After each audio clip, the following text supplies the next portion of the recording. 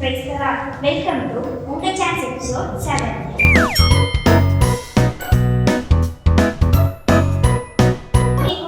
போன வீக் கேட்ட क्वेश्चंसலாம் கரெக்ட்டா ஆன்சர் பண்ணிருந்தீங்க. அதே மாதிரி இந்த டைமும் கரெக்ட்டா ஆன்சர் பண்ணுங்க. வாங்க வீடியோக்குள்ள போலாம்.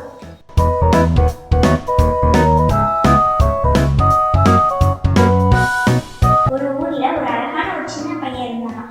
அந்த பையனுக்கு ரொம்ப கோவம் வருமா. கோவம் வந்தா என்ன பண்றானே தெரியாதா. வீட்டில் இருக்க பொருள்லாம் போட்டு உடைக்கிறது, அவங்க அம்மா அப்பா மனசு கஷ்டப்படுற மாதிரி பேசிடுவானா. ஒரு நாள் இப்படிதான் ரொம்ப கோவப்பட்டு அவங்க அம்மா அப்பா மனசு கஷ்டப்படுற மாதிரி பேசிட்டானா. அவங்க அம்மாவுக்கு அது கூட பெருசா தெரியலையா. அவங்க அம்மா அப்பாவுக்கு என்ன ரொம்ப கஷ்டம்னா தன்னோட பையனோட ஹெல்த் ரொம்ப வீக்காகிட்டே போகுது அப்படின்னு ரொம்ப கஷ்டப்பட்டாங்க.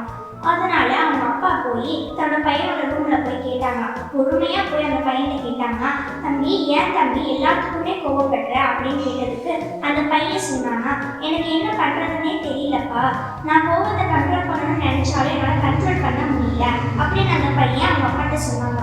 உடனே அவங்க அப்பா அந்த பையன்கிட்ட சொன்னாங்களா, சரி இந்த கோவத்தை கண்ட்ரோல் பண்றதுக்கு நான் உனக்கு ஒரு வழி சொல்றேன் அப்படின்னு சொன்னாங்க. சொல்லிட்டு ஒரு ரூமுக்கு கூட்டிட்டு போனாங்க.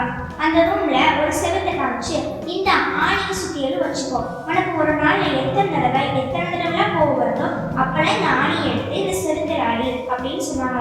சரின்னு சொல்லிட்டு அவங்க அப்பாவும் போயிட்டாங்க. அடுத்த நாள் ஆகுது. அந்த பையனுக்கு கோவம் வரப்பெல்லாம் அந்த செவத்துல அந்த ஆணியை எடுத்து அடிச்சுக்கிட்டே இருக்கான். அன்னைக்கு ஒரு நாள் முடிஞ்சிருச்சு. அடுத்த நாள் அவனுக்கு கோவம் வரப்ப ஒரு ஆணியை எடுத்து கொண்டு போய் செவத்துல அடிக்கலான்னு போறான். அப்ப அந்த பையனுக்கு பார்த்த உடனே ரொம்ப ஷாக் ஆயிடுச்சு. என்னன்னா அந்த செவத்துல ஃபுல்லா அவ்வளோ ஆணி இருந்துச்சு. அந்த பையன் கொண்டு வந்த ஆணியை கீழே போட்டுட்டு, சரி எத்தனை ஆணி இருக்கு நம்ம எண்ணி பார்ப்போம் அப்படின்னு சொல்லிட்டு ஒவ்வொன்றா எண்ணிட்டானா. அதை எண்ணி பார்த்தோன்னே இன்னும் அதிக ஷாக் ஆயிடுச்சான். எண்ணி பார்த்தா 37 ஆணி இருந்துச்சான். அப்பதான் அந்த பையனுக்கு புரிஞ்சுது, நான் ஒரு நாளைக்கு இத்தனை தடவை நான் கோவப்பட்டிருக்கேனா அப்படின்னு சொல்லிட்டு தன்னோட தப்பை அந்த பையன் உணர்ந்தானா. உடனே அவன் நான் கொஞ்சம் கொஞ்சமா கோவத்தை கண்ட்ரோல் பண்ணணும் அப்படின்னு சொல்லிட்டு ஒவ்வொரு நாளும் கொஞ்சம் கொஞ்சமா ஆணி அடிக்கிறத குறைச்சிட்டே வந்தானா. ஒரு நாள் ஒரு ஆணி கூட அடிக்கவே இல்லையா. உடனே அந்த பையன் ரொம்ப சந்தோஷப்பட்டு தன்னோட அப்பாட்ட போய், அப்பா நான் எனக்கு ஒரு ஆணி கூட அடிக்கல, வாங்க அப்படின்னு சொல்லிட்டு கூட்டிட்டு கொண்டு போய் காமிச்சானா. அப்ப அவங்க அப்பாவும் பார்த்து ரொம்ப சந்தோஷப்பட்டாங்க.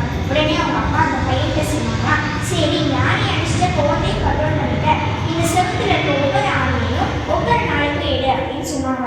சரின்னு அவங்க பையனும் சொன்னாங்களா.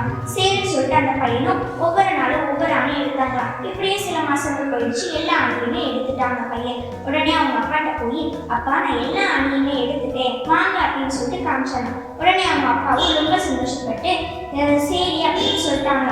இப்ப அவங்க அப்பா சொன்னாங்கன்னா, நீ நான் தான் உன்னை ஆணி அடிக்க சொன்னேன், திருப்பி நான் தான் ஆணி எடுக்க சொன்னேன். இப்ப முன்னாடி இருந்த செவத்துக்கும் இப்ப இருக்க செவத்துக்கும் நிறைய டிஃபரன்ஸ் இருக்கு பாரு. முன்னாடி பிளைனா நீட்டா இருந்துச்சு, ஆனா இப்போ நீ ஆணி அடிச்சு அங்கங்க சின்ன சின்ன ஹோல்ஸா இருக்கு பாரு. அதே மாதிரிதான் நீ கோவப்படும் போது நீ பேசுற வார்த்தைகள் தான் அவங்க மனசுல காயத்தை ஏற்படுத்தும். அவங்க உன்னை மன்னிச்சுட்டேன்னு சொன்னாலும் அவங்களால அதை மறக்க முடியாது. அதனால கோவப்பட்டு எந்த வார்த்தையும் நீ பேசிடக்கூடாது அப்படின்னு சொன்னாங்களாம். அதே மாதிரி தான் குட்டீஸ், நீங்களும் கோவப்பட்டா உங்க அம்மா அப்பா மனசு கஷ்டப்படுற மாதிரி எந்த வார்த்தையும் பேசிடக்கூடாது. ஓகே குட்டீஸ், கதையில இருந்து நான் ஒரு கொஸ்டின் கேட்கிறேன். அதுக்கான கரெக்டான ஆன்சரை நீங்க கமெண்ட் பண்ணுங்க. அந்த பையன் எத்தனை தடவை கோவப்பட்டான்?